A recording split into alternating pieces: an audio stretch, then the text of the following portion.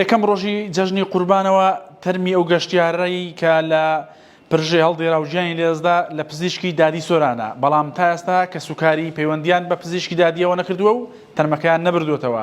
بەرگری شارستانی سۆران دەڵێت ئەگەر لە ماوەی یەک مانگدا کە سوکاری نیەت بەلایەوە ناچارین تەرمەکەی سپاردەی خاک بکەین.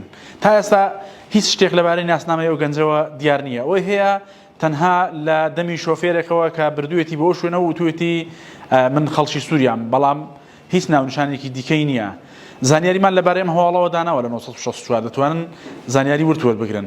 بابەتێکی تر هەیە هەر لە سۆران و لە قەزای چۆمان گەشتیارێکی تەمەەن 4 ساڵ کە کچێکی دانیشتووی کەرکووکە لەگەڵ خێزانەکەی 21 ڕۆژ لەمەوبەر گەشتی ئەو شوێنەیان کردووە، بەڵام لەو کاتەوە بێ سۆراغا تیمەخانی بەرگری شارستانی 21 ڕۆژە بە دوایدا دەگەڕن، بەڵام تا ئێستا نەدۆزراوەتەوە. بە هەمان شێواز دەتوانن زانیاری ورد لەسەر ئەم هەواڵانە لە 1964 دۆتکەی ئاردی وەربگرن.